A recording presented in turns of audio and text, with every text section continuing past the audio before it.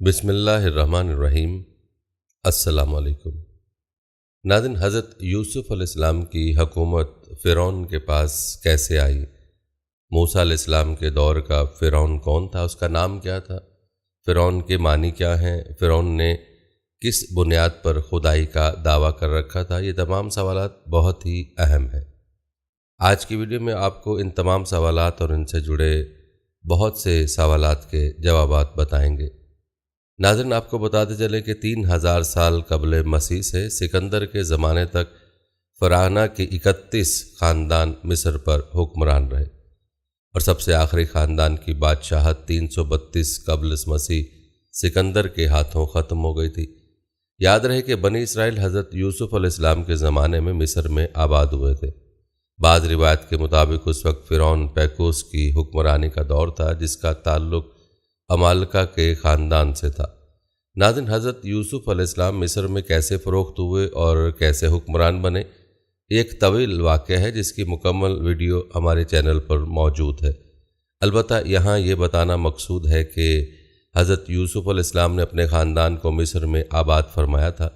روایت کے مطابق حضرت یوسف علیہ السلام نے اپنے خاندان کے لیے شہری آبادی سے دور ایک مقام جاشان منتخب کیا تھا تاکہ ان کے خاندان کی اپنی روایات برقرار رہیں۔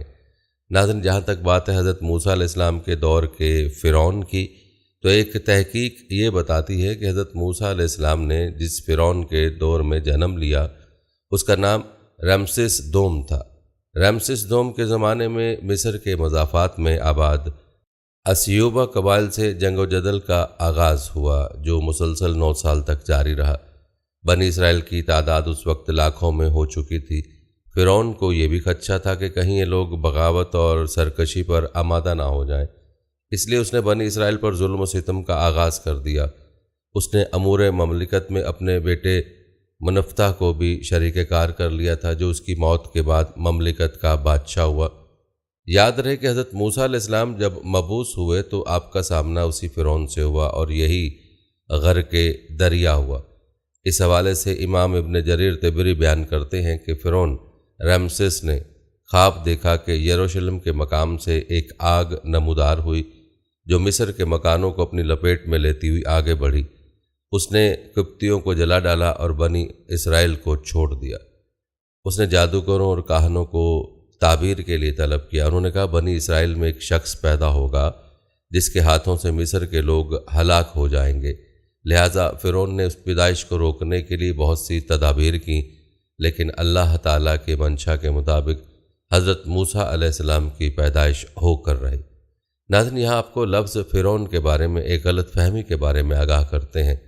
ناظرین، فرعون کے بارے میں عام طور پر خیال یہ کیا جاتا ہے کہ فرعون حضرت موسیٰ علیہ السلام کے دور کے بادشاہ کا نام ہے، لیکن یاد رکھیں فرعون کوئی نام نہیں ہے، بلکہ فرعون مصر کے بادشاہوں کا لقب تھا۔ جیسے ایران کے بادشاہ کو کسریٰ، روم کے بادشاہ کو قیصر اور چین کے بادشاہ کو خاقان کہا جاتا۔ اسی طرح سے مصر میں بادشاہ کا لقب فرعون ہوا کرتا تھا، اور فرعون کی جمع فرعنہ یا فرائن ہے۔ ناظرین، حضرت موسیٰ علیہ السلام کی پیدائش کو روکنے کے لیے فرعون کی تدابیر کرنے اور موسیٰ علیہ السلام کی پیدائش کا واقعہ بڑا ہی انوکھا اور دلچسپ واقعہ ہے۔ یہ واقعہ بھی آپ کو بتائیں گے، لیکن پہلے آپ کو حضرت یوسف علیہ السلام کے دور کے فرعون کے خواب اور اس کی تعبیر و تدبیر کا واقعہ بتاتے ہیں۔ ناظرین، حضرت یوسف علیہ السلام کا یہ واقعہ قرآن حکیم کے 12ویں پارے کی سورہ یوسف میں موجود ہے، جو کہ فرعون مصر کے زمانے سے تعلق رکھتا ہے۔ تاریخی روایت بتاتے ہیں کہ مصر کے ان فرائن یا فرعنہ کے لقب فارا یعنی فرعون تھا۔ یہ اسی لیے کہ مصری دیوتاؤں میں سب سے بڑا اور مقدس دیوتا آمن را یعنی سورج دیوتا تھا، اور اس زمانے میں بادشاہ وقت اس کا اوتار کہلاتا تھا، جسے فارا کے لقب سے یاد کیا جاتا تھا۔ یہی لفظ فارا عبرانی میں فائن اور عربی میں فرعون بن گیا۔ ناظرین، آپ کو بتاتے چلیں کہ مورخین عرب نے حضرت یوسف علیہ السلام کے زمانے کے فرعون کا نام ریان لکھا ہے، جبکہ مصری آثار میں یہ آیونی کے نام سے مشہور ہے۔ روایت کے مطابق ریان کا خاندان شاہی نسلی اعتبار سے عمالقہ میں سے تھا، جسے تاریخ مصر میں ہیکسوس کے نام سے یاد کیا گیا ہے، اور ان کی اصلیت یہ بتائی گئی ہے کہ یہ چرواہوں کی ایک قوم تھی آج کی تحقیق سے ثابت ہو رہا ہے کہ قوم عرب سے آئی تھی، جو عرب عربہ کی ایک شاخ تھی۔ یاد رہے کہ تاریخ دانوں نے طبقاتی لحاظ سے عرب قوم کو 3 حصوں میں تقسیم کیا ہے: بائدہ، عربہ، مستعربہ۔ عرب بائدہ کی تعریف یہ بیان کی گئی کہ وہ عرب جو قدیم ترین قبائل تھے، ظہور اسلام کے وقت اس قوم کا وجود ختم ہو چکا تھا۔ عرب عربہ عرب کے اصل باشندے تھے جو یمن میں آباد تھے، ان کو قحطانی بھی کہا جاتا ہے۔ عرب مستعربہ یعنی بنو اسماعیل حضرت ابراہیم علیہ السلام کی اولاد جو حجاز میں آباد تھی۔ ظہور اسلام کے وقت یہ قوم اپنا وجود رکھتی تھی۔ یہ بھی کہا جاتا ہے کہ یہی ملک کے اصل باشندے تھے۔ ان کے مذہبی عقائد کے بارے میں کہا جاتا ہے کہ شاہی نسل اس بات پر اعتقاد رکھتی تھی کہ الوہیت ان میں حلول کر گئی ہے۔ یہی وجہ ہے کہ قدیم تاجداران مصر نے نیم خدائی حیثیت اختیار کی ہوئی تھی، اسی لیے وہ را یعنی سورج دیوتا کے اوتار سمجھے جاتے تھے۔ ناظرین، ہم بات کر رہے تھے حضرت یوسف علیہ السلام کے دور کے فرعون کے خواب کی اور اس کی تعبیر کی۔ بیچ میں اس دور کا پس منظر آپ کے لیے بیان کیا گیا، جس کا بیان کرنا ضروری تھا۔ ناظرین، آپ کو بتاتے چلے کہ ریان کے شاہی دور میں اس وقت کے مصری وزیر خارجہ اطفیر، جس کا لقب عزیز مصر تھا، اس کی بیوی زلیخا کی بد کرداری کی وجہ سے حضرت یوسف علیہ السلام کو ناحق جیل میں جانا پڑا تھا۔ روایات بتاتی ہیں کہ ٹھیک اسی وقت 2 اور افراد کو جیل کی سزا کا حکم سنایا گیا تھا۔ یہ 2 نوجوان تھے اور شاہی خدام تھے۔ ان میں سے ایک شاہی افراد کو شراب پلانے پر مامور تھا، جبکہ دوسرا شاہی نان بائی تھا۔ تفسیر ابن کثیر میں پہلے کا نام بندار اور دوسرے کا نام بہلس لکھا ہے۔ ان دونوں کو کسی ناپسندیدہ عمل پر پس دیوار زندہ ہونا پڑا تھا۔ قرآن حکیم میں اس کا ذکر یوں موجود ہے۔ ان میں سے ایک نے کہا، میں نے خواب میں اپنے آپ کو شراب نچوڑتے دیکھا ہے، اور دوسرا بولا، میں نے خود کو دیکھا کہ میں سر پر روٹی اٹھائے ہوں جسے پرندے کھا رہے۔ ہمیں اس کی تعبیر بتائیے، ہمیں تو آپ خوبیوں والے شخص دکھائی دیتے ہیں۔ یاد رہے کہ حضرت یوسف علیہ السلام اللہ کے پیغمبر تھے۔ دعوت و تبلیغ کے ساتھ ساتھ عبادت و ریاضت، تقوی، راست بازی اور اخلاق و کردار کے لحاظ سے جیل میں قید دیگر قیدیوں سے ممتاز حیثیت کے حامل تھے۔ اس کے علاوہ اللہ نے آپ علیہ السلام کو خوابوں کی تعبیر کے علم سے بھی نوازا تھا، اس لیے قدرتی طور پر وہ شاہی قیدی آپ سے رجوع ہوئے۔ آپ علیہ السلام نے ان کا خواب سن کر فرمایا، میں جو تعبیر بتلاؤں گا وہ کاہنوں اور نجومیوں کی طرح قیاس پر مبنی نہ ہوگی کہ جس میں خطا اور ثواب دونوں کا احتمال ہوتا ہے۔ میری تعبیر یقینی علم پر ہوگی جو اللہ کی جانب سے مجھے عطا کیا گیا ہے، جس میں غلطی کا امکان ہی نہیں ہے۔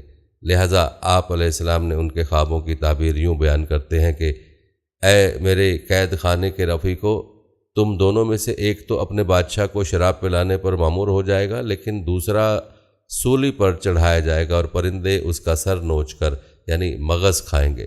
تم دونوں جس کے بارے میں تحقیق کر رہے تھے، فیصلہ کر دیا گیا۔ روایات بتاتے ہیں کہ آپ علیہ السلام نے دونوں میں سے کسی ایک کی تعین نہیں فرمائی تاکہ سولی چڑھنے والا پہلے ہی غم و حزن میں مبتلا نہ ہو جائے، اور جس کی نسبت حضرت یوسف علیہ السلام کا گمان تھا کہ یہ چھوٹ جائے گا، اس سے کہا اپنے بادشاہ سے میرا ذکر بھی کر دینا، لیکن اسے شیطان نے اپنے بادشاہ سے ذکر کرنا بھلا دیا اور یوسف علیہ السلام نے کئی سال قید خانے میں کاٹے۔ ناظرین، جہاں تک سوال ہے کہ حضرت یوسف علیہ السلام کتنے سال قید میں رہے، تو اس بارے میں وہب بن منبع کا قول ہے کہ حضرت یوسف علیہ السلام 7 سال قید میں رہے۔ حضرت ابن عباس رضی اللہ تعالیٰ عنہ قید کی مدت 12 سال بتاتے ہیں، جبکہ ضحاک کا بیان ہے کہ آپ علیہ السلام 14 برس جیل میں رہے۔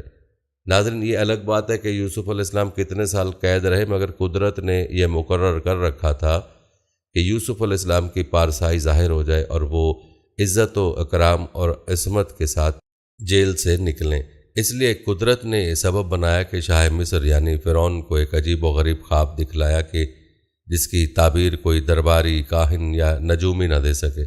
اس نے ایک دربار خاص منعقد کر کے ملک بھر سے تمام نجومی اور کاہن بلائے اور اپنا پریشان خواب تعبیر کی غرض سے اس مجلس میں یوں پیش کیا، میں نے خواب میں دیکھا ہے کہ 7 موٹی تازی فربا گائے ہیں جن کو 7 لاغر دبلی پتلی گائیں کھا رہی ہیں، اور 7 گندم کی بالیاں ہیں ہری ہری اور دوسری 7 بالکل خشک۔ اے درباریوں، میرے خواب کی تعبیر دو اگر تم دے سکتے ہو۔ یہ خواب کسی کی سمجھ میں نہ آیا، ہر ایک بس یہی کہتا رہا کہ یہ آوارہ اور منتشر خیالات کا مجموعہ ہے، اس کی کوئی باقاعدہ تعبیر نہیں ہے، لہذا ہر ایک نے اس کی تعبیر پر معذوری کا اظہار کیا۔ روایت بتاتے ہیں کہ اس وقت شاہی ساقی بندار کو حضرت یوسف علیہ السلام یاد آ گئے۔ آپ نے اس سے فرمایا تھا کہ بادشاہ سے میرا ذکر کر دینا، اور چونکہ شیطان نے اسے بلا دیا تھا، آج مدت کے بعد اسے یاد آیا تو اس نے بھری مجلس میں کہا مجھے اجازت دیں تو میں اس کی تعبیر حضرت یوسف علیہ السلام سے جو میرے ساتھی قیدی ہیں پوچھ کر آ جاؤں۔ سب نے منظور کر لیا۔ اب وہ جیل میں آ کر کہتا ہے اے اللہ کے محترم نبی، بادشاہ نے خواب دیکھا ہے، میں آپ علیہ السلام سے اس کی تعبیر جاننے کے لیے حاضر ہوں۔ آپ علیہ السلام نے اس کا خواب سنا اور تہ تک پہنچ گئے۔ فرمایا موٹی تازہ 7 گائیں وہ 7 سال ہیں جس میں خوب پیداوار ہوگی، اور 7 دبلی گائیں اس کے برعکس یعنی خشک سالی ہوگی۔ اسی طرح 7 سبز خوشوں سے مراد زمین خوب پیداوار دے گی، اور 7 خشک خوشوں کا مطلب ہے اس میں پیداوار نہیں ہوگی۔ آپ علیہ السلام نے خواب کی تعبیر کے علاوہ اس کی تدبیر بھی بتلا دی کہ 7 سال تم متواتر کاشتکاری کرتے رہو، جو غلہ تیار ہو اسے کاٹ کر بالیوں سمیت سنبھال کر رکھو تاکہ ان میں غلہ زیادہ دیر تک محفوظ رہے۔ پھر جب 7 سال قحط کے آئیں گے تو یہ غلہ تمہارے کام آئے گا جس کا ذخیرہ تم اب استعمال کرو گے۔ جب وہ شخص تعبیر دریافت کر کے بادشاہ کے پاس گیا تو وہ تعبیر اور تدبیر سن کر بہت خوش ہوا اور متاثر بھی، اور اندازہ لگایا کہ شخص جسے ایک عرصے سے حوالہ زندان کیا ہوا ہے غیر معمولی علم و فضل کا مالک ہے اور اعلیٰ صلاحیتوں کا حامل بھی۔ چنانچہ بادشاہ نے انہیں دربار میں پیش کرنے کا حکم دیا۔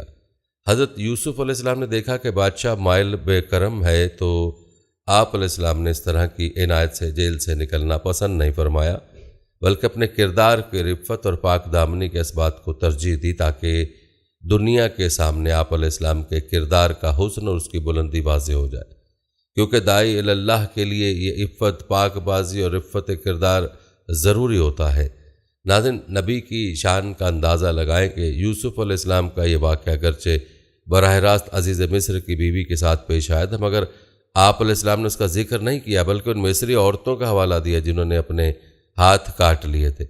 مفسرین نے اس کی 2 وجوہات لکھی، ایک تو یہ کہ آپ علیہ السلام کو عزیز مصر کی بیوی کی جانب سے کافی تکلیف پہنچی تھی، مگر قید کے معاملے میں ان تمام عورتوں کی بھی سازش شامل تھی، کیونکہ ہر ایک عورت آپ علیہ السلام پر در پردہ دل و جان نچھاور کیے بیٹھی تھی، مگر آپ علیہ السلام نے ان تمام کی جانب سے بے اعتنائی برتی، اس لیے وہ سب آپ علیہ السلام کے خلاف سازش میں عزیز مصر کی بیوی کو شہ دیتی رہیں۔ یہی وجہ ہے کہ زندان والا معاملہ ان عورتوں کے قضیے کے بعد پیش آیا۔ دوسری وجہ یہ کہ حضرت یوسف علیہ السلام یہ سمجھتے تھے کہ عزیز مصر نے میرے ساتھ حسن سلوک برتا ہے اور عزت و احترام بھی، کہ اس لیے مناسب نہیں معلوم ہوتا کہ میں اس کی بیوی کا نام لے کر اس کی رسوائی کا باعث بنوں۔ روایت بتاتی ہیں کہ بادشاہ نے جب آپ علیہ السلام کی زبانی یہ سب سنا تو ان عورتوں کو بلوایا اور ان سے صاف اور صحیح بات بتانے کے لیے کہا کہ جب تم نے یوسف پر ڈورے ڈالے کہ تم اسے اپنی طرف مائل کر سکو تو تم نے اسے کیسا پایا؟ وہ تمام بولی ہم نے اس میں برائی کی کوئی بات نہیں پائی۔ دربار میں اتفیر یا فوتیفار کی بیوی زلیخا بھی موجود تھی۔ شدت جذبات سے مغلوب ہو کر آگے بڑھی اور بے اختیار بول اٹھی، جو حقیقت تھی وہ ظاہر ہو گئی، ہاں وہ میں ہی تھی جس نے یوسف پر ڈورے ڈالے تھے کہ اپنا دل ہار بیٹھے۔ بلا شبہ وہ اپنے بیان میں بالکل سچا ہے۔ ناظرین، امام راضی فرماتے ہیں کہ یوسف علیہ السلام خدا کے سچے پیغمبر اور نبی معصوم تھے، اس لیے ان کا دامن ہر قسم کی علائش سے پاک رہا۔ اس لیے خدا تعالیٰ کی کرشمہ سازی دیکھیے، اس واقعے سے متعلق جتنی بھی شخصیات تھیں ان سب کی زبان سے ان کی طہارت نفس اور عصمت کا اعتراف کروایا، جن میں عزیز مصر کی بیوی، شہری عورتیں اور عزیز کی بیوی کے رشتہ دار شامل تھے۔ ان تمام کی شہادتوں کے بعد فرعون پر حقیقت حال منکشف ہو گئی اور وہ دل ہی دل میں آپ علیہ السلام کا گرویدہ ہو گیا تھا۔ ایک روایت یہ بھی ہے کہ مسلمان ہو گیا تھا، یعنی ایمان لے آیا تھا۔ اس نے اہل دربار کو حکم دیا کہ اس کو جلد میرے پاس لاؤ کہ میں اس کو خاص اپنے کاموں کے لیے مقرر کر دوں۔ پھر جب آپ علیہ السلام تشریف لائے تو پوچھنے لگا کہ میرے خواب میں جس قحط سالی کا ذکر ہے اس کے متعلق مجھے کیا تدابیر اختیار کرنی چاہیے۔ آپ علیہ السلام نے ارشاد فرمایا، اپنی مملکت کے خزانوں پر آپ مجھے مختار کر دیجئے، میں حفاظت کر سکتا ہوں اور میں اس کام کا جاننے والا ہوں۔ تاریخی روایت کے مطابق ریان نے ایسا ہی کیا اور حضرت یوسف علیہ السلام کو اپنی تمام مملکت کا امین و کفیل مقرر کر دیا اور شاہی خزانوں کی کنجیاں آپ علیہ السلام کے حوالے کر کے مختار عام کر دیا۔ قرآن حکیم نے اس کا تذکرہ ان الفاظ میں کیا ہے: بلا شبہ تو آج کے دن ہماری نگاہوں میں بڑا صاحب اقتدار اور امانت دار ہے۔ ناظرین، یہ تھا واقعہ حضرت یوسف علیہ السلام کے خوابوں کی تعبیر کے حوالے سے کہ اللہ تعالیٰ نے کس طرح سے آپ علیہ السلام کو اس علم کے ذریعے قید سے نجات دلائی، اور نہ صرف قید سے نجات دلائی بلکہ آپ علیہ السلام کو عزت اور مقام بھی عطا فرمایا اور قید سے نکال کر شاہی تخت پر بٹھا دیا۔ ناظرین، ہماری ویڈیو کا اصل موضوع یہ ہے کہ یوسف علیہ السلام کے بعد حکومت فرعون یعنی موسیٰ علیہ السلام کے دور کے فرعون کے پاس کیسے آئی۔ تو آپ کو بتاتے چلے کہ حضرت یوسف علیہ السلام نے قحط کے دوران ذخیرہ اندوزی کی ایسی حکمت عملی اپنائی جس کی مثال تاریخ میں نہیں ملتی۔ انہوں نے 7 سالوں کی کٹوتی کے دوران کھیتوں سے پیدا ہونے والی فصل کا ایک بڑا حصہ محفوظ کیا تاکہ قحط کی صورت میں عوام کو خوراک فراہم کی جا سکے۔ اسی طرح سے حضرت یوسف علیہ السلام نے ملک کی معیشت کو مستحکم کرنے کے لیے نظام ترتیب دیا۔ ان کی مہارت نے مصر کی حکومت کو طاقتور بنا دیا تھا، لیکن حضرت یوسف علیہ السلام کی وفات کے بعد کچھ عرصے تک تو آپ علیہ السلام کے خاندان یعنی بنی اسرائیل کی نسل مصر میں مقیم رہی اور انہوں نے اعلیٰ عہدوں پر فائز رہنے کی کوشش کی، لیکن آہستہ آہستہ فرعون کی حکومت کا دوبارہ احیاء ہوا۔ فرعونی خاندان نے دوبارہ اقتدار سنبھالا اور یوسف کی خدمات کے حوالے سے یادداشتیں کم ہونے لگیں۔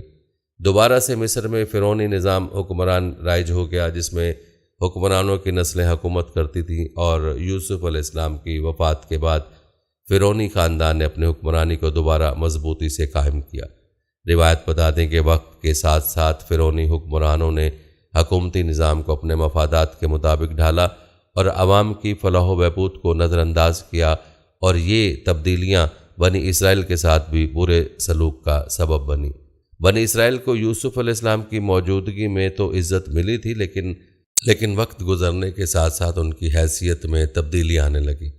جب نئی نسلیں آئیں تو بنی اسرائیل کو فرعونی حکومت کے زیر سایہ مختلف مظالم کا سامنا کرنا پڑا، اور جب موسیٰ علیہ السلام کے دور کے فرعون نے بنی اسرائیل کی بڑھتی ہوئی تعداد کو محسوس کیا تو اس نے انہیں غلام بنا لیا اور ان پر ظلم و ستم کیا۔ یوں حضرت یوسف علیہ السلام کے بعد مصر میں فرعونی حکومت کا قیام ان کی خدمات کے ساتھ ساتھ فرعونی نظام کے تسلسل کا نتیجہ تھا۔ یوسف کی وفات نے ایک نئے دور کا آغاز کیا جس میں فراعنہ نے بنی اسرائیل کے ساتھ سختی برتی اور انہیں غلام بنا لیا، جس کا ذکر قرآن اور دیگر تاریخی کتب میں بھی ملتا ہے کہ کس طرح حضرت یوسف علیہ السلام کی خدمات نے ایک عظیم تبدیلی پیدا کی، اور اس کے بعد کے حالات نے بنی اسرائیل کی مشکلات میں اضافہ کیا، اور یہ مشکلات حضرت موسیٰ کے دور میں عروج پر تھیں، جن کے خاتمے کے لیے اللہ رب العزت نے حضرت موسیٰ علیہ السلام کا انتخاب فرمایا۔ آئیے اب تذکرہ کرتے ہیں حضرت موسیٰ علیہ السلام کی پیدائش کا، اور آپ کو بتاتے ہیں کہ موسیٰ علیہ السلام کی پیدائش کو روکنے کے لیے وقت کے فرعون نے کیا کچھ کیا۔ ناظرین، روایت میں آتا ہے کہ ایک رات فرعون نے خواب دیکھا کہ 2 درخت زمین پر اگے اور وہ بلند سے بلند تر ہوتے چلے گئے، یہاں تک کہ ان کی بلندی عالم بالا تک پہنچی اور عالم تمام ان کے زیر سایہ ہوا۔ فرعون اس عجیب و غریب خواب سے بہت حیران ہوا، چنانچہ صبح اٹھ کر اپنے درباریوں اور حکیموں، نجومیوں اور جادوگروں کو بلا کر ان سے اپنا خواب بیان کیا اور کہا کہ مجھ سے اس عجیب خواب کی تعبیر بیان کرو۔ ان سب نے کہا کہ ہمیں تھوڑا وقت دو تاکہ ہم دیکھ سکیں۔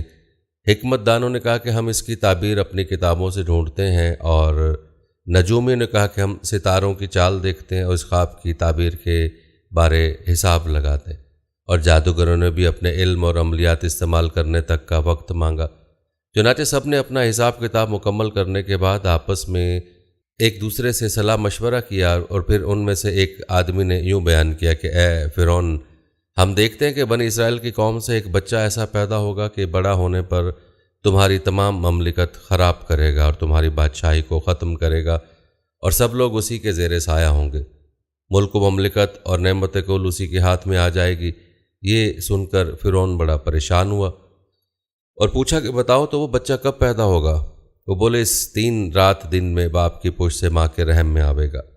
فرعون نے حکم جاری کیا کہ سارے شہر میں منادی کروا دو کہ جتنے بنی اسرائیل ہیں آج سے کوئی مرد اپنی جوروں کے ساتھ ہم بستر نہ ہونے پائے، اور نہ کوئی عورت ہی اپنے شوہر سے ہم بستر، اور جو کوئی حکم عدولی کرے گا اسے قتل کر دوں گا۔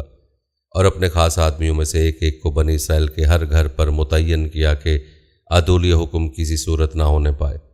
تب فرعون کے ڈر کے مارے کوئی آدمی اپنی بیوی سے مباشرت نہ کرتا، مگر تقدیر الہی کے سامنے کوئی چارہ نہ تھا، باوجود اس تنبیہ اور تحدید کے اس 3 دن کے اندر جو نجومیوں نے کہا تھا روز موعود میں وہ بچہ یعنی حضرت موسیٰ علیہ السلام ماں کے شکم میں آئے۔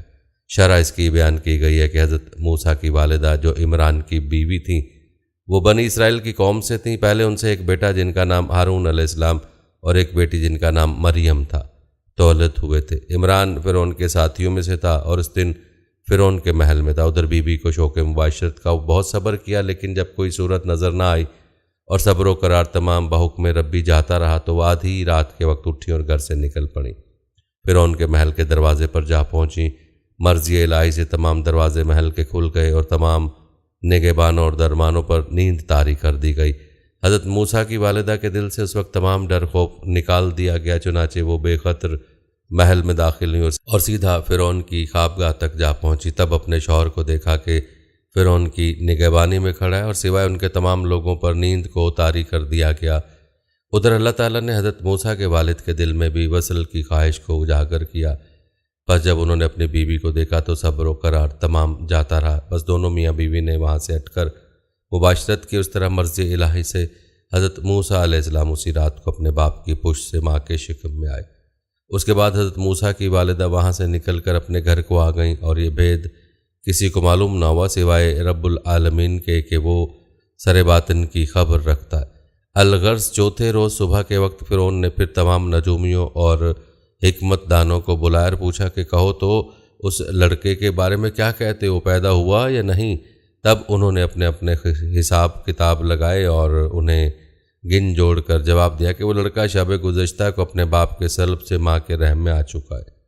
تب اس ملعون نے تمام سپاہیوں اور پہرے داروں کو حکم کیا کہ بنی اسرائیل میں جو بھی لڑکا پیدا ہو اسے مار ڈالو اور لڑکیوں کو زندہ رہنے دو، اور 70 درہم باوضع خون کے اس کی ماں کو دے دیے جائیں۔ اور پھر ایسا اتفاق ہوا کہ چند روپوں کے لالچ میں ماں باپ اپنے بچے کو لا کر خود فرعون کے حوالے کرتے اور اس مردود کے حکم پر سے خود مار ڈالتے۔ اور اس کے علاوہ اس ملعون نے بنی اسرائیل کے ہر گھر میں ایک ایک کپتی کو تعینات کیا ہوتا جو بچے کی پیدائش پر دیکھتے، اگر لڑکا ہوتا تو اسے مار ڈالتے اور اس کے خون کے بدلے ماں باپ کو 70 درہم ادا کرتے، اور اگر لڑکی ہوتی تو اسے زندہ چھوڑ دیتے۔ پس بنی اسرائیل کو فرعون ملعون نے دکھ میں رکھا ہوا تھا اور ان کے بیٹوں کو قتل کرتا، اور اس کی طرف سے کپتی عورتیں آ کے بنی اسرائیل کی عورتوں کے پیٹ پہ ہاتھ پھیرتیں، غیر محرم آ کے حمل دیکھتے پیٹ سے ہیں یا نہیں۔ چنانچہ ارشاد باری تعالیٰ ہے، اور جب چھڑا دیا ہم نے تم کو فرعون کے لوگوں سے کہ دیتے تم کو بڑی تکلیف، ذبح کرتے تمہارے بیٹے اور جیتی رکھتے تمہاری عورتیں، اور اس میں آزمائش ہوئی تمہارے رب کی بڑی۔ فرعون ملعون کے آدمی آتے اور بنی اسرائیل کی عورتوں کے حمل دیکھتے کہ پیٹ سے ہیں یا نہیں۔ ادھر حضرت موسیٰ کی والدہ حمل سے تھیں۔ ایک دن اتفاق ایسا ہوا کہ وہ روٹی بنا رہی تھی کہ درد زچگی کا اٹھا اور حضرت موسیٰ علیہ السلام تولد ہوئے۔ مانند آفتاب منور کے ان کا نور سے پورا گھر جگمگا اٹھا، جو کوئی ان کی طرف دیکھتا آنکھیں خیرہ ہو جاتی۔ ادھر حضرت موسیٰ کی ولادت ہوئے کچھ ہی دیر ہوئی کہ فرعون کے لوگ آ پہنچے۔ تب حضرت موسیٰ کی والدہ کو اندیشہ ہوا کہ اگر ان کو پتہ چلا تو ضرور میرے بچے کو مار ہی ڈالیں گے، اور اللہ سے دعا کر رہی تھی کہ تو ہی میرے بچے کو ان ظالموں کے شر سے اپنی پناہ میں رکھ، اگر انہوں نے دیکھا تو یہ تو مار ہی ڈالیں گے۔ آخر جب کوئی جگہ چھپانے کو نہ ملی تو روٹیاں بنانے کے لیے جو تنور تپایا ہوا تھا حضرت موسیٰ کو ایک کپڑے میں لپیٹا اور اس جلتے ہوئے تنور میں ڈال دیا، اور اس پر ایک خالی دیگ کو چڑھا دیا کہ دیکھنے سے یہی گمان ہو کہ کھانا پک رہا ہے۔ اس کے بعد فرعون کے لوگوں نے آ کے عورت کے پیٹ پر ہاتھ پھیرا تو کچھ اثر حمل کا نہ دیکھا، اور باقی گھر میں دیکھا لیکن تنور کو جلتا ہوا دیکھ کر خیال کیا کہ بھلا اس میں کوئی کیسے ہو سکتا ہے، اور واپس چلے گئے۔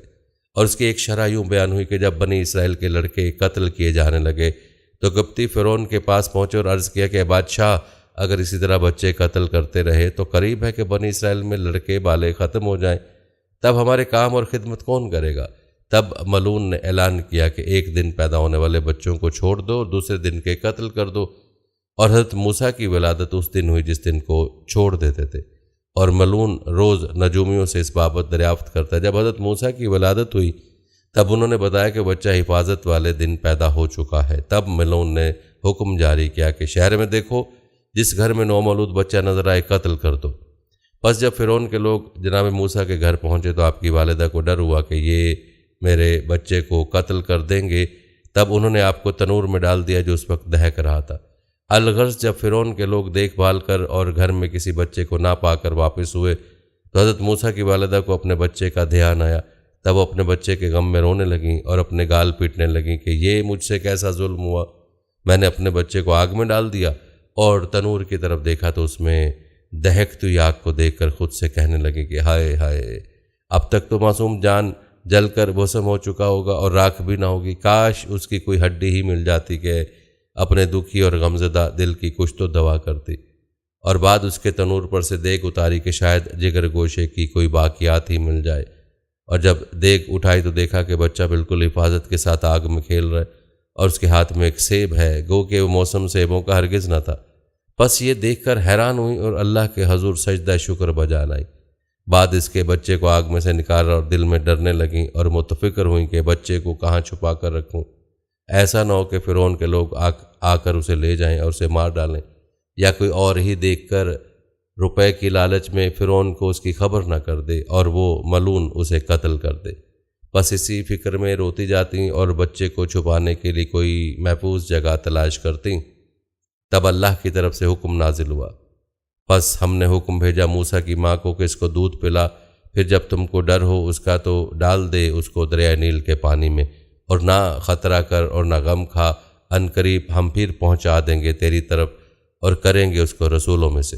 یعنی اللہ تعالیٰ نے حکم دیا کہ اے موسیٰ کی ماں غم نہ کر، اسے دودھ پلاؤ، اور اگر تمہیں فرعون کی طرف سے اس کی جان کا خطرہ ہے تو اسے دریائے نیل میں ڈال دو، ہم خود اس کی حفاظت کریں گے اور جلد ہی اسے دوبارہ تمہاری طرف واپس بھیج دیں گے، اور تب تمہیں کوئی خطرہ اس کی جان کی طرف سے نہ ہوگا، کیونکہ یہ ہمارا رسول ہے اور یہی ہے جو فرعون کی مملکت کو تباہ کرے گا اور بنی اسرائیل کو حفاظت کے ساتھ فرعون کے ظلم سے نکال لے جائے گا۔ پس حضرت موسیٰ کی والدہ یہ بشارت سن کر بہت خوش ہوئیں اور کسی بڑھئی کی تلاش میں گھر سے نکلی تاکہ ایک صندوقچہ تیار کروا سکیں جس میں رکھ کے جناب موسیٰ کو دریائے نیل میں بہا سکتیں۔ تبھی حضرت جبرائیل امین بصورت ایک بڑھئی کے ان کے سامنے آئے۔ تب انہوں نے پوچھا کہ کیا تم صندوقچہ بنانا جانتے ہو؟ حضرت جبرائیل نے فرمایا کہ جانتا ہوں۔ پس وہ انہیں اپنے ساتھ گھر لے کر آئیں۔ چنانچہ حضرت جبرائیل امین بصورت ایک بڑھئی کے حضرت موسیٰ کی والدہ کے ساتھ ان کے گھر آئے اور ایک صندوقچہ اللہ کے حکم سے ایسا تیار کیا کہ جس میں حضرت موسیٰ کو کوئی تکلیف یا پریشانی کسی قسم کی نہ اٹھانی پڑے۔ پس حضرت جبرائیل صندوقچہ تیار کر کے وہاں سے نکلے اور یہ بھید سوا اللہ کے کسی کو معلوم نہ ہوا۔ اور ایک شرح یوں بیان ہوئی کہ جب حضرت موسیٰ کی والدہ بڑھئی کو لے کر گھر آئیں تو یہ بات کسی کو معلوم نہ پڑی مگر ایک ہمسائے نے آپ کو دیکھ لیا۔ بس وہ پیچھے ہوا اور گھر میں ایک بچے کی موجودگی کے بارے میں جان گیا اور اس راز سے واقف ہو گیا۔ تب حضرت موسیٰ کی والدہ کو یہ خوف ہوا کہ کہیں اس راز کے بارے فرعون یا اس کے لوگوں کو نہ بتا دے، لہٰذا اسے اپنے پاس سے 70 دینار بطور رشوت ادا کیے اور اسے قسم دے کر کہا کہ خبردار اس بات کا ذکر بھی نہ کسی سے کیجیو، اور بڑھئی کو بھی 70 دینار بطور اجرت ادا کر کے رخصت کیا۔ اس ہمسائے نے بیوی سے بھی 70 روپے لے کر کھا لی اور شیطان نے اس کے دل میں خیال پیدا کیا کہ اگر تو اس بارے فرعون کو خبر کرے گا تو یقیناً وہ ایک اچھی خبر دینے کے عوض تجھے اور بھی انعام دے گا اور تجھ پر اپنی نعمتوں اور نوازشوں کو بڑھائے گا۔ بس وہ اس نیت سے فرعون کے محل کی طرف چلا کہ اسے لڑکے کے بارے خبر دے اور کچھ انعام حاصل کرے اور فرعون لعین کی خدمت اور نعمت سے سرفرازی حاصل کرے۔ چنانچہ جب فرعون کے پاس پہنچا اور چاہا کہ اسے بتائے تب اللہ نے اس کی زبان بند کر دی اور وہ گونگا ہو گیا، لہٰذا واپس آ گیا۔ جب باہر نکلا تو زبان پھر کھل گئی اور پھر جا کے بتائے۔ جب فرعون کے سامنے پہنچا تو زبان پھر گونگی ہو گئی، پھر جب باہر آیا تو زبان کھل گئی، اور نقل ہے کہ اسی طرح 7 مرتبہ قصد کیا کہ جا کے بولے اور 7 دفعہ زبان بندی ہوئی۔ تب وہ سمجھ گیا اور اس حرکت سے باز آیا اور سچے دل سے توبہ کی اور ایمان لایا اور دوبارہ یہ بات کسی سے نہ کہنے کا عہد کیا اور اس پر قائم رہا۔ الغرض حضرت موسیٰ علیہ السلام کی والدہ نے انہیں دودھ پلایا اور بعد اس کے انہیں کپڑے میں لپیٹ کر صندوقچے میں بند کیا اور پھر اس صندوقچے کو دریائے نیل میں بہا دیا، اور اپنی بیٹی یعنی حضرت موسیٰ کی بہن مریم کو کہا کہ اے بیٹی، تو صندوقچے کو دیکھتی اس کے ساتھ دریا کے کنارے پر جا، ایسا نہ ہو کوئی صندوقچے کو دیکھے اور پھر آ کے خبر کرنا، جیسا کہ قرآن میں ارشاد ہے۔ اور کہہ دیا اس کی بہن کو اس کے پیچھے چلی جا۔ پھر وہ دیکھتی رہی، اس کو اجنبی ہو کر ان کو خبر نہ ہوئی۔ یعنی حضرت موسیٰ کی بہن اس صندوقچے پر نظر رکھے ہوئے تھی، لیکن انداز ایسا تھا جیسے وہ کسی اور جانب دیکھ رہی ہوں، اور ایسا اس وجہ سے کہ کوئی اس طرح انہیں دیکھتے ہوئے دیکھ کر صندوقچے کی طرف متوجہ نہ ہو جائے، لہذا اس طرح کسی کو اس کے بارے میں کچھ خبر نہ ہوئی سوائے اللہ کے کہ وہ ہر چیز کا جاننے والا ہے۔ روایت ہے کہ فرعون نے ایک محل عالی شان دریائے نیل کے کنارے بنایا ہوا تھا جس کا نام عین الشمس تھا۔ حضرت موسیٰ کا صندوقچہ دریائے نیل میں بہتا ہوا اسی نہر کی طرف مڑ گیا جو فرعون نے اپنے محل کے حوض کی طرف بنائی ہوئی تھی۔ اس نہر میں بہتا ہوا فرعون کے محل میں بنے ہوئے حوض میں جا ٹھہرا، جہاں فرعون کی بیوی آسیہ نے اس کو کھولا اور کہا کہ اس کو میں اپنا بچہ بنا کر پالوں گی۔ بس جناب موسیٰ کی ماں فرعون کے محل پر آئی اور دیکھا کہ بہت ساری دائیاں کھڑی ہیں، لیکن حضرت موسیٰ کسی سے دودھ نہیں پی رہے اور نہ ہی خوش ہو رہے ہیں۔ چنانچہ جیسے ہی آپ کی والدہ نے آپ کو گود میں لیا تو حضرت موسیٰ اسی وقت چپ ہو گئے۔ اس کے بعد جب دودھ پلایا تو وہ بھی پینے لگے۔ بس وہاں موجود سب دائیاں اور باقی لوگ حیران ہو کر دیکھنے لگے۔ تب حضرت موسیٰ کی ماں نے خوش ہو کر فرعون اور باقی سب کو بتانا چاہا کہ یہ میرا بیٹا ہے اور میں ہی اس کی ماں ہوں، اس لیے یہ میرے پاس خوش ہوتا ہے۔ لیکن اسی وقت اللہ کی طرف سے ان کے دل پر وحی ہوئی کہ اے خاتون، خبردار یہ بات ہرگز کسی سے نہ کرنا اور کسی کے سامنے بھی راز نہ کھولنا اور نہ بتانا کہ کسی کو یہ تمہارا بیٹا ہے۔ پس والدہ آپ کی چپ رہی۔ حامان ملعون جو فرعون کا وزیر تھا وہ بھی اس وقت وہیں موجود تھا۔ اس نے جب موسیٰ اور ان کی والدہ کی شبہات سے اور بچے کو سنبھالنے کے قرینے سے کچھ شک اور قیاس کیا، لہٰذا کہنے لگا کہ اے عورت، یہ بچہ تیرے ہی بطن سے معلوم ہوتا ہے کہ تمہارا اسے سنبھالنے کا سلیقہ الگ ہے۔ تب بی بی نے کہا کہ نہیں، یہ میرے بطن سے نہیں ہے اور نہ مجھے کچھ معلوم ہے اس کے بارے۔ ہاں، یہ میرے دودھ سے بہت خوش ہوا ہے، پس میں چاہتی ہوں کہ میں اسے بادشاہ کے لیے پالوں۔ تب فرعون نے کہا کہ اب سے تم ہی اس بچے کو دودھ پلانا اور اپنے دودھ پلانے کی اجرت روزانہ 1 دینار ہم سے وصول کر لیا کرنا۔ تب حضرت موسیٰ کی والدہ 30 دینار اجرت مہینے کے فرعون سے لیا کرتی اور اپنے بچے کو دودھ پلاتی۔ اللہ تعالیٰ فرماتا ہے، پھر پہنچا دیا ہم نے موسیٰ کو اس کی طرف کہ ٹھنڈی رہے اس کی آنکھ اور غم نہ کھائے اور جان رکھے کہ وعدہ اللہ کا سچا ہے، لیکن اکثر اس کو نہیں جانتے۔ اس طرح حضرت موسیٰ فرعون کے محل میں ہی پل رہے تھے اور آپ کی والدہ روزانہ آپ کو دودھ پلانے آتی اور دیکھ کر آنکھیں اور سینہ ٹھنڈا کرتی۔ ناظرین، یہ ہے شان رب کائنات کی کہ جس کے قتل کی تدبیریں تھیں، اللہ نے تدبیریں کرنے والے کے گھر میں اس کو پال کر دکھایا۔ سبحان اللہ۔ ناظرین، اب بات کرتے ہیں فرعون کے خدائی کے دعوے کے بارے میں، اور آپ کو قرآن کی روشنی میں بتاتے ہیں کہ فرعون کا یہ دعویٰ کن بنیادوں پر تھا۔ ناظرین، عام خیال یہ ہے کہ فرعون نہ صرف خدا کی ہستی کا منکر تھا بلکہ خود خدا ہونے کا دعویٰ کرتا تھا۔ یعنی اس کا دماغ اتنا خراب ہو گیا تھا کہ دنیا کے سامنے کھلم کھلا یہ دعویٰ کرتا تھا کہ میں خالق ارض و سما ہوں، اور اس کی قوم اتنی پاگل تھی کہ اس کے دعوے پر ایمان لاتی تھی۔ حالانکہ قرآن اور تاریخ کی شہادت سے اصل حقیقت یہ معلوم ہوتی ہے کہ الوہیت اور ربوبیت کے باب میں اس کی گمراہی نمرود کی گمراہی سے اور اس کی قوم کی گمراہی قوم نمرود کی گمراہی سے کچھ زیادہ مختلف نہ تھی۔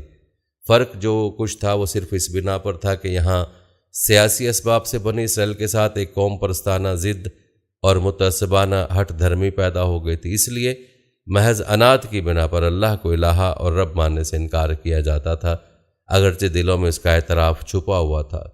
ناظرین، اصل واقعات یہ ہیں کہ حضرت یوسف علیہ السلام کو جب مصر میں اقتدار حاصل ہوا تو انہوں نے اپنی پوری قوت اسلام کی تعلیم پھیلانے میں صرف کر دی اور سرزمین مصر پر اتنا گہرا نقش چھوڑا کہ صدیوں تک کسی کے مٹانے سے نہ مٹ سکا۔ اس وقت چاہے تمام اہل مصر نے دین حق قبول نہ کر لیا ہو، مگر یہ ممکن تھا کہ مصر میں کوئی شخص اللہ سے ناواقف رہ گیا ہو اور یہ نہ جان گیا ہو کہ وہی خالق ارض و سما ہے۔ یہی نہیں بلکہ ان کی تعلیمات کا کم از کم اتنا اثر ہر مصری پر ضرور ہو گیا تھا کہ وہ فوق الفطری معنوں میں اللہ کو الہ اور رب الارباب تسلیم کرتے تھے، اور کوئی مصری اللہ کی الوہیت کا منکر نہ رہا تھا۔ البتہ جو ان میں کفر پر قائم رہ گئے تھے وہ الوہیت اور ربوبیت میں اللہ کے ساتھ دوسروں کو شریک ٹھہراتے تھے، اور یہ اثرات حضرت موسیٰ علیہ السلام کی بعثت کے وقت تک باقی تھے۔ ناظرین، اس کی صریح ثبوت وہ تقریر جو فرعون کے دربار میں قبطی سردار نے کی تھی، اس کا ذکر قرآن پاک میں بھی ہے کہ جب فرعون نے حضرت موسیٰ کے قتل کا ارادہ ظاہر کیا تو اس کے دربار کا یہ امیر جو مسلمان ہو چکا تھا مگر اپنا اسلام چھپائے تھا، بے قرار ہو کر بول اٹھا، کیا تم ایک شخص کو اس لیے قتل کرتے ہو کہ وہ کہتا ہے کہ میرا رب اللہ ہے، حالانکہ وہ تمہارے رب کی طرف سے تمہارے سامنے کھلی کھلی نشانیاں لایا؟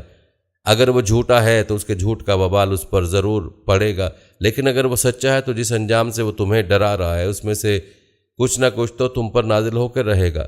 یقین جانو کہ اللہ کسی حد سے بڑھے ہوئے جھوٹے آدمی کو فلاح کا راستہ نہیں دکھاتا۔ اے برادران قوم، آج تمہارے ہاتھ میں حکومت ہے، زمین میں تم غالب ہو، مگر کل اللہ کا عذاب ہم پر آ جائے تو کون ہماری مدد کرے گا؟ اے برادران قوم، میں ڈرتا ہوں کہ کہیں تم پر وہ دن نہ آ جائے جو بڑی بڑی قوموں پر آ چکا ہے، اور وہی انجام تمہارا نہ ہو جو قوم نوح اور عاد اور سمود اور بعد کی قوموں کا ہوا۔ اس سے پہلے یوسف علیہ السلام تمہارے پاس روشن نشانیاں لے کر آئے تو تم اس چیز کے متعلق شک میں پڑے رہے جسے وہ لاتے تھے۔ پھر جب ان کا انتقال ہو گیا تو تم نے کہا کہ اللہ ان کے بعد کوئی رسول نہ بھیجے گا۔ اور اے برادران قوم، یہ عجیب معاملہ ہے کہ میں تمہیں نجات کی طرف بلاتا ہوں اور تم مجھے آگ کی طرف دعوت دیتے ہو۔ تم مجھے اس طرح بلاتے ہو کہ میں اللہ کے ساتھ کفر کروں، اس کے ساتھ انہیں شریک ٹھہراؤں جن کے شریک ہونے پر میرے پاس کوئی علمی ثبوت نہیں ہے، اور میں تمہیں اس کی طرف بلاتا ہوں جو سب سے زبردست ہے اور بخشنے والا ہے۔ ناظرین، قرآن پاک میں بیان کی گئی یہ پوری تقریر اس بات پر شاہد ہے کہ حضرت یوسف علیہ السلام کی عظیم الشان شخصیت کا اثر کئی صدیاں گزر جانے کے بعد بھی اس وقت تک باقی تھا، اور اس جلیل القدر نبی کی تعلیم سے متاثر ہونے کے باعث یہ قوم جہالت کے اس مرتبے پر نہ تھی کہ اللہ کی ہستی سے بالکل ہی ناواقف ہوتی یا یہ نہ جانتی کہ اللہ رب اور الہ ہے۔ اس تقریر کے آخری فقرے سے یہ بھی صاف معلوم ہوتا ہے کہ یہ قوم اللہ کی الوہیت اور ربوبیت کی قطعی منکر نہ تھی، بلکہ ان کی گمراہی وہی تھی جو دوسری قوموں کی بیان ہو چکے، یعنی ان دونوں حیثیتوں میں اللہ کے ساتھ دوسروں کو شریک ٹھہرانا۔ شبہ جس وجہ سے واقع ہوتا ہے وہ یہ ہے کہ فرعون حضرت موسیٰ کی زبان سے انا رسول رب العالمین، ہم رب العالمین کے رسول ہیں، سن کر پوچھتا ہے وما رب العالمین، رب العالمین کیا چیز ہے؟ اپنے وزیر حمان سے کہتا ہے کہ میرے لیے ایک اونچی عمارت بنا کے میں موسیٰ کے الہ کو دیکھوں۔ حضرت موسیٰ علیہ السلام کو دھمکی دیتا ہے کہ میرے سوا کسی اور کو تم نے الہ بنایا تو میں تمہیں قید کر دوں گا، ملک بھر میں اعلان کرتا ہوں کہ میں تمہارا رب اعلیٰ ہوں۔ اپنے درباریوں سے کہتا ہے کہ میں اپنے سوا تمہارے کسی الہ کو نہیں جانتا۔ اس قسم کے فکرات کی وجہ سے لوگوں کو گمان ہوا کہ شاید وہ اللہ کی ہستی ہی کا منکر تھا، رب العالمین کے تصور سے بالکل خالی الذہن تھا اور اپنے آپ ہی کو واحد معبود سمجھتا تھا، مگر اصل واقعہ یہ ہے کہ اس کی یہ تمام باتیں قوم پرستانہ ضد کی وجہ سے تھیں۔ حضرت یوسف علیہ السلام کے زمانے میں صرف یہی نہیں ہوا تھا کہ آپ کی زبردست شخصیت کے اثر سے اسلام کی تعلیمات مصر میں پھیل گئی تھیں، بلکہ حکومت میں جو اقتدار انہیں حاصل ہوا تھا ان کی بدولت بنی اسرائیل مصر میں بہت بااثر ہو گئے تھے۔ 300-400 سال تک یہ اسرائیلی اقتدار مصر پر چھایا رہا۔ پھر وہاں اسرائیلیوں کے خلاف قوم پرستانہ جذبات پیدا ہونا شروع ہوئے، یہاں تک کہ ان کے اقتدار کو الٹ دیا گیا اور ایک مصری قوم پرست خاندان فرما روا ہو گیا۔ ان نئے فرما رواؤں نے محض اسرائیلیوں کو دبانے اور کچلنے پر اکتفا نہ کیا، بلکہ دور یوسفی کے ایک ایک اثر کو مٹانے اور اپنے قدیم جاہلی مذہب کی روایت کو تازہ کرنے کی کوشش کی۔ اس حالت میں جب حضرت موسیٰ علیہ السلام تشریف لائے تو ان لوگوں کو خطرہ ہوا کہ کہیں اقتدار پھر ہمارے ہاتھ سے نکل کر اسرائیلیوں کے ہاتھ میں نہ چلا جائے۔ یہی اناد اور ہٹ درمی کا جذبہ تھا جس کی بنا پر فرعون حضرت موسیٰ سے پوچھتا تھا کہ رب العالمین کیا ہوتا ہے؟ میرے سوا اور الہ کون ہو سکتا ہے؟ دراصل وہ رب العالمین سے بے خبر نہ تھا۔ اس کی اور اس کے اہل دربار کی گفتگویں اور حضرت موسیٰ علیہ السلام کی جو تقریریں قرآن میں آئی ہیں ان سب سے یہ حقیقت واضح طور پر ثابت ہوتی ہے۔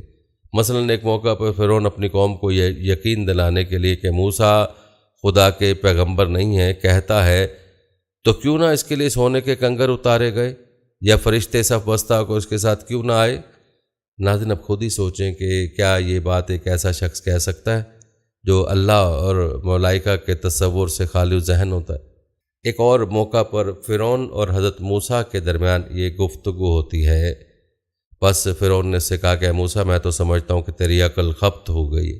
موسیٰ نے جواب دیا، تو خوب جانتا ہے کہ بصیرت افروز نشانیاں رب زمین و آسمان کے سوا کسی اور کی نازل کی ہوئی نہیں ہیں، مگر میرا خیال ہے کہ اے فرعون تیری شامت ہی آ گئی۔ اس طرح ایک اور مقام پر اللہ تعالیٰ فرعونیوں کے قلبی حالت اس طرح بیان فرماتا ہے، جب ہماری نشانیاں ان کے سامنے اعلانیہ نمایاں ہو گئیں تو انہوں نے کہا کہ یہ سری جادو ہے۔ ان کے دل اندر سے قائل ہو چکے تھے، مگر انہوں نے محض شرارت اور تکبر و سرکشی کی بنا پر ماننے سے انکار کیا۔ اس طرح سورہ طٰہٰ میں ایک اور مجلس کا نقشہ قرآن یوں کھینچتا ہے۔ موسیٰ نے ان سے کہا، تم پر افسوس ہے، اللہ پر جھوٹ نہ باندھو ورنہ وہ سخت عذاب سے تمہیں تباہ کر دے گا، اور جھوٹ جس نے بھی باندھا ہے وہ نامراد ہو کر ہی رہا ہے۔ یہ سن کر لوگ آپس میں رد و پیش کرنے لگے اور خفیہ مشورہ، جس میں کہنے والوں نے کہا، یہ دونوں یعنی موسیٰ اور ہارون تو جادوگر ہیں، چاہتے ہیں کہ اپنے جادو کے زور سے تمہیں تمہاری سرزمین سے بے دخل کر دیں اور تمہاری مثالی طریقے زندگی کو مٹا دیں۔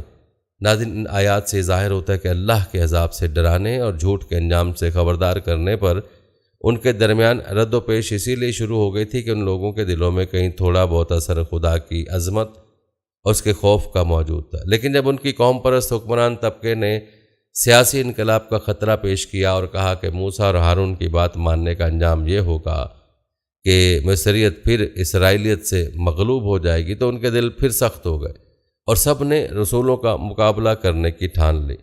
ناظرین اس حقیقت کے واضح ہو جانے کے بعد یہ واضح ہو جاتا ہے کہ حضرت موسیٰ اور فرعون کے درمیان اصل جھگڑا کس بات پر تھا۔ فرعون اور اس کی قوم کی حقیقی گمراہی کس نوعیت کی تھی اور فرعون کس معنی میں الوہیت اور ربوبیت کا مدعی تھا۔ اس حوالے سے قرآن پاک کی مزید آیات ملاحظہ کیجیے۔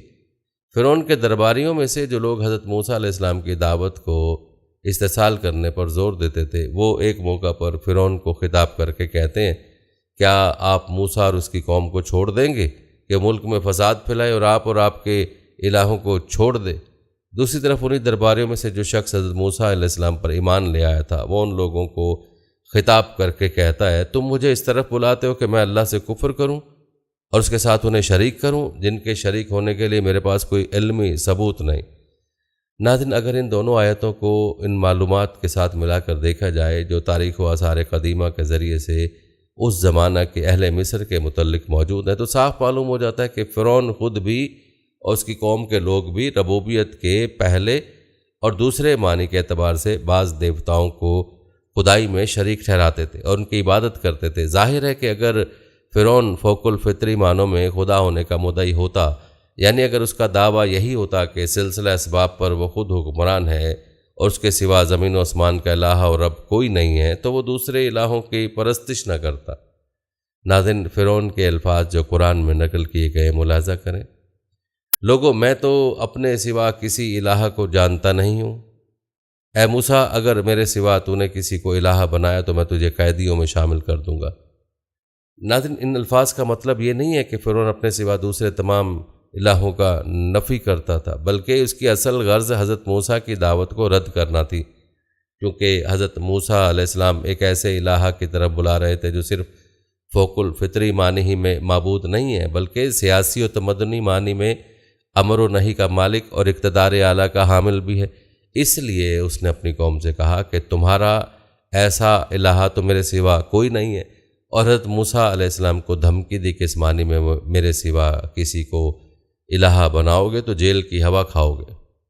ناظرین قرآن کی آیات سے یہ بھی معلوم ہوتا ہے اور تاریخی آثار قدیمہ سے اس کی تصدیق ہوتی ہے کہ فراعنہ مصر صرف حاکمیت ہی کے مدعی نہ تھے، بلکہ دیوتاؤں سے اپنا رشتہ جوڑ کر ایک طرح کی قدوسیت کا بھی دعویٰ کرتے تھے تاکہ رعایا کے قلب و روح پر ان کی گرفت خوب مضبوط ہو جائے۔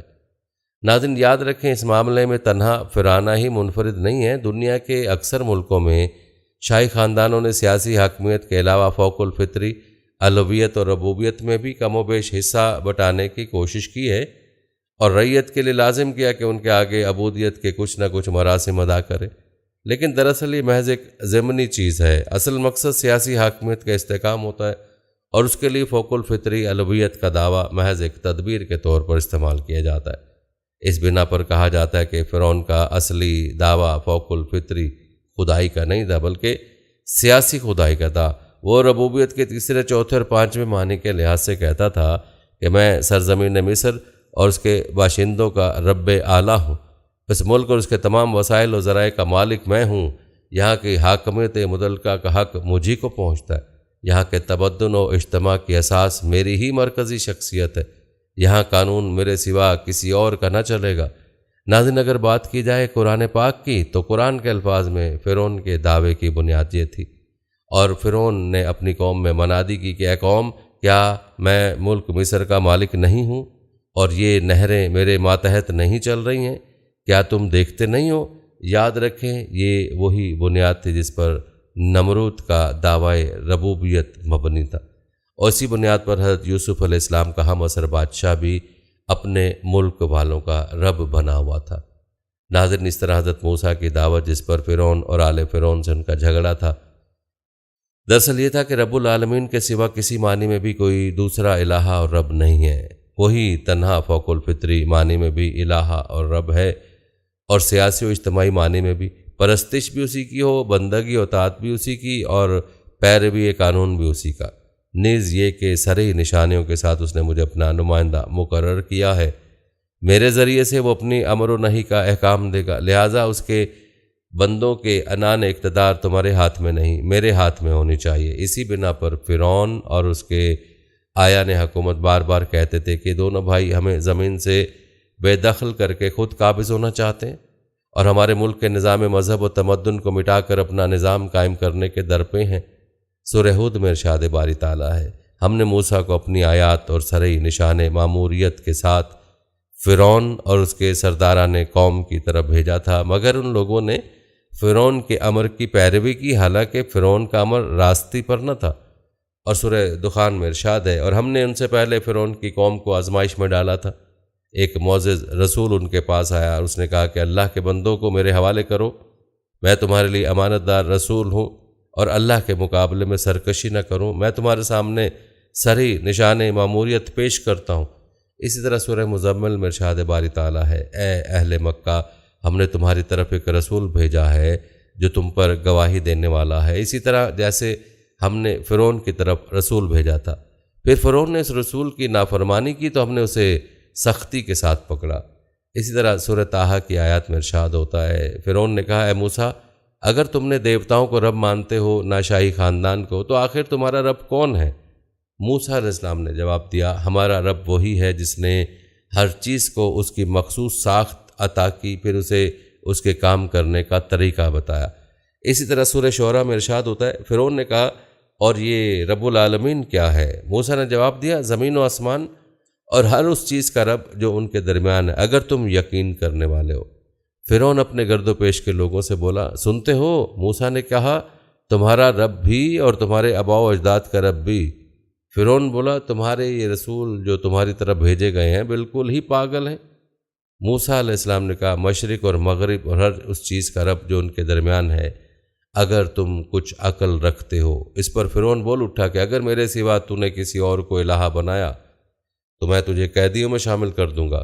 اسی طرح سورہ طٰہٰ میں ارشاد ہوتا ہے، فرعون نے کہا، اے موسیٰ، کیا تو اس لیے آیا کہ اپنے جادو کے زور سے ہمیں ہماری زمین سے بے دخل کر دے؟ اور سورہ مومن میں ارشاد باری تعالیٰ ہے، اور فرعون نے کہا، چھوڑو مجھے کہ میں موسیٰ کو قتل کر دوں اور وہ اپنے رب کی مدد کے لیے پکار دیکھے، مجھے خطرہ ہے کہ وہ تمہارے دین کو بدل ڈالے گا یا ملک میں فساد برپا کرے گا۔ اور سورہ طٰہٰ میں ایک اور مقام پر ارشاد ہے، انہوں نے کہا کہ دونوں تو جادوگر ہیں، چاہتے ہیں کہ اپنے جادو کے زور سے تم کو تمہاری زمین سے بے دخل کریں اور تمہاری مثالی طریقے زندگی کو مٹا دیں۔ ناظرین، بیان کی گئی چند آیات کو ترتیب وار دیکھنے سے صاف معلوم ہوتا ہے کہ ربوبیت کے باب میں وہی ایک گمراہی جو ابتدا سے دنیا کی مختلف قوموں میں چلی آ رہی تھی، ارض نیل بھی ساری ظلمت اسی کی تھی، اور وہی ایک دعوت جو ابتدا سے تمام انبیاء دیتے چلے آ رہے تھے، موسیٰ اور ہارون علیہ السلام بھی اسی کی طرف بلاتے تھے۔ اور جہاں تک بات ہے فرعون کے رب ہونے کے دعوے کی، تو فرعون کا یہ الہ ہونے کا دعویٰ سیاسی بنیادوں پر تھا، نہ کہ الوہیت کی بنیادوں پر۔ یہ تو فرعون بھی جانتا تھا کہ ارض و سما کا مالک اللہ ہے، اور یہ بات بھی آپ ملاحظہ کر چکے کہ حضرت یوسف علیہ السلام کی تعلیمات کا اثر فرعون کے دور تک باقی تھا، جس کا ثبوت بھی قرآن پاک سے آپ نے ملاحظہ کیا ہے۔